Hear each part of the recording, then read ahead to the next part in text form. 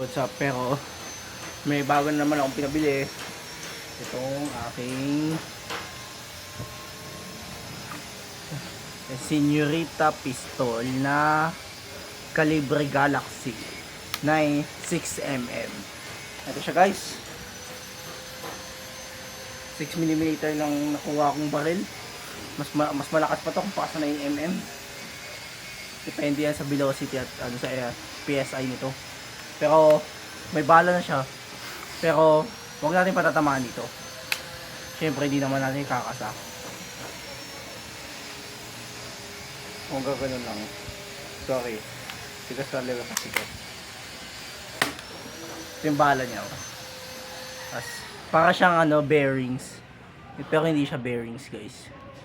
Ibang klaseng baril to. Hindi siya bearings.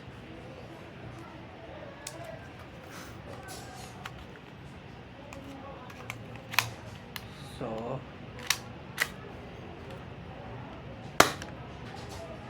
lakas, medyo malakas to.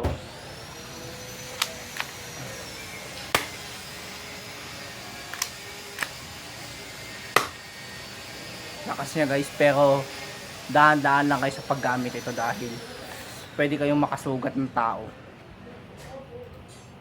Kaya mag-ingat-ingat kayo sa paggamit ito kasi baka may makatama kayo.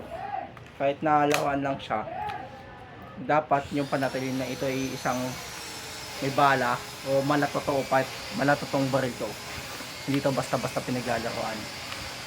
Mga bata mahilig maglaro ng airsoft, pero ito airsoft, hindi siya pellet gun. Ibang pellet gun sa airsoft gun guys, pero mas malakas talaga ito sa tingin ko. Pero lang talaga kung titignan natin ang FPS nito, syempre mas malakas tong medyo malakas tong Senorita Pistol. Napakaliit niya, pero kahit anong gawin mo, napakaliit lang talaga. Wala kang pag-ano, bang, bang, bang. Liit niya guys, 6mm lang siya, pero napakaliit niya. Pero ibang to, design ng baril to. Tingnan mo, ang liit din ng magazine, ang cute.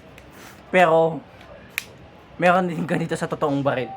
Galaxy Automatic Caliber 6mm.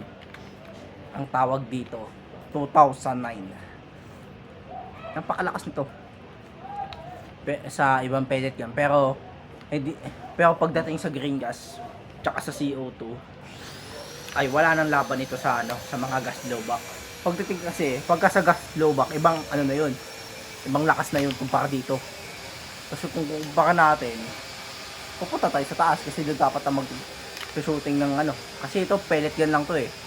Ito yung bala niya, papakita ko pa sa inyo. Ito dapat siya 4 rounds BBs lang. Parang air gun, pero mas mahina para sa airsoft. Ito talaga yung pinakamalakas. Pero so yun guys, kung gusto nyo magtanong sa akin, mag-comment lang kayo. Panoorin nyo ako, pindutin nyo yung Matthew Tumblod. Makapanood nyo ako dun. Bye bye guys.